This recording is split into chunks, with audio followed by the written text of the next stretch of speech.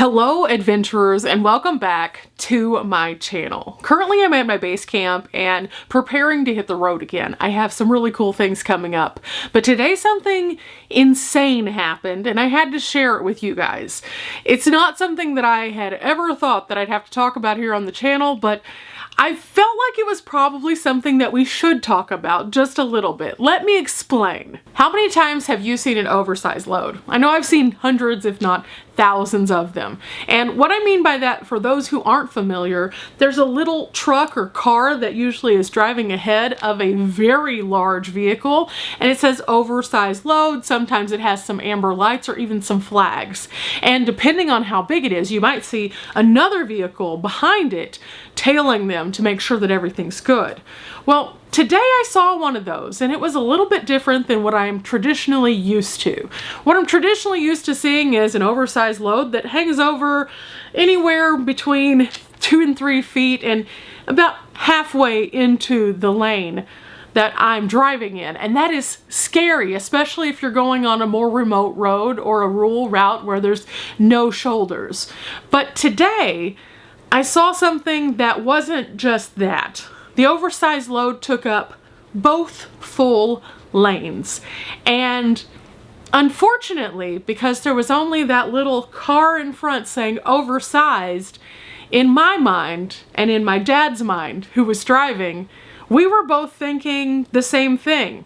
Oversized load, move over. So we did what we were supposed to do. However, this wasn't an oversized load where you could pull over. This was an oversized load that once it topped a hill, suddenly took up the entire road, and it didn't matter how far over we were. And that became very dangerous in the moment and ran us off the road. But we weren't alone. We ended up, because of this very dangerous situation, turning around, following them, and trying to figure out what was going on and why they didn't have better indicators as to the width of the size of the vehicle to let us know that they are coming across both lanes. And unfortunately, because that did not exist, my dad tried to flag down the guy to be like, hey, you almost killed me, you almost hit me, and the guy wouldn't stop because, well, apparently he didn't think he needed to. So my dad proceeded to call the police because it was a very bad situation where it could have killed not only ourselves but others, because the lanes that we were on were very narrow and there were drop-offs on some of the edges that would have been really bad if you would have encountered them. Not to mention they were driving anywhere between 50 to 55 miles per hour, so meeting an oncoming vehicle on a hill, there would have been no way for that person to have known. My dad ended up talking to 2 different police departments as they crossed from one county to the next, and as a result of that, I learned a lot about how things work when it comes to an oversized load. So let me show you what we encountered, and then I'll kind of give you a few tips kind of at the end.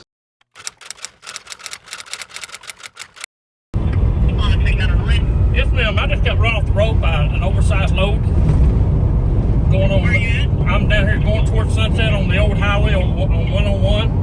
And he run another one off the road too, coming towards. I turned around and followed him. Okay, north or southbound? We're going southbound. No one just had to get off the road. This thing is way too wide for any road. It's taking up all lanes. There's nothing indicating it's so big that you can't. That when they beat us. Did you have Crown Street?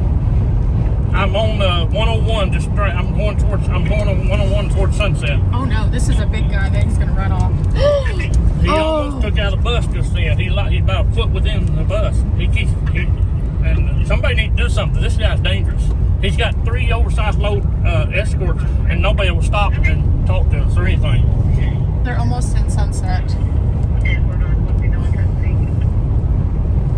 We just passed Lawhorn Lane. Yeah, we're just past Lawhorn.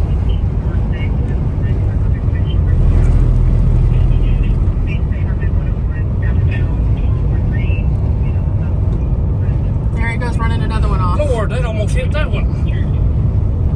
And he goes further over. My name. Can I get a phone number for you? I understand the oversized load, but there's nothing to you that he's as big as he is. I mean, he's wobbling. He's wobbling too.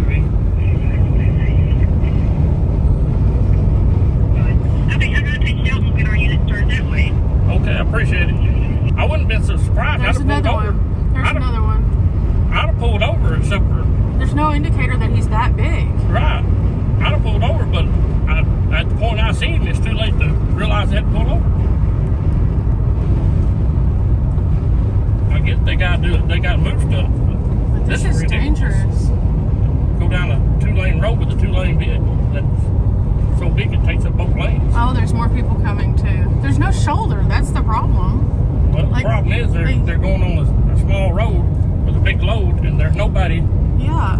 to forewarn anybody other than just the guy in front. He doesn't, Like he's all the way over, and it seems as though he swerves toward them, almost. Like there's another one that had to get off the road completely. At least they could see it. And they're doing partly what they're doing. They got people in front and back, but they still don't tell you how big the load is, so you know what to do. Yeah, and going down the highway at the speed limit and on a hill, there's no way you could have known. So currently this guy is behind us because he refused to pull over. Whenever we tried to notify him that it was dangerous, that they nearly killed us. Then whenever Dad tried to go around so that he could get his attention, because he wasn't paying attention, he tried to hit us with his vehicle. Dad is calling 911 again because this man tried to hit us with his vehicle. Yep. Yes, ma'am. Emmert is his company, EMMERT International.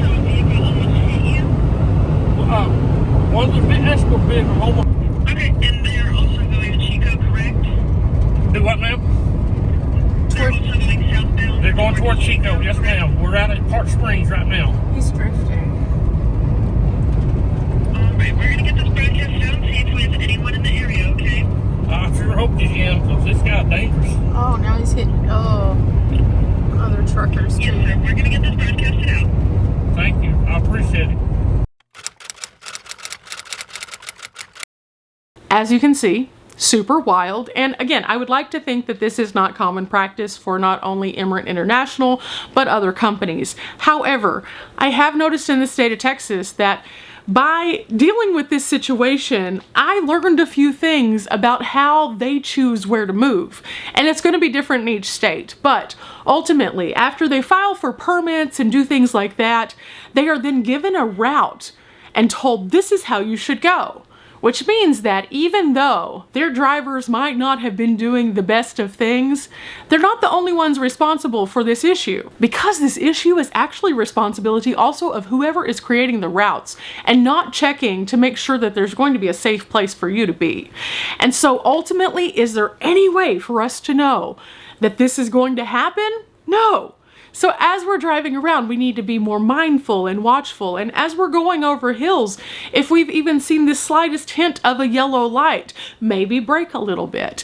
And I hate to say that you have to be more cautious just because of the what ifs, because typically I float and go and do my thing, and I make sure that I am mindful of my surroundings, but I don't really make any concessions to change unless there's something that clearly is indicated.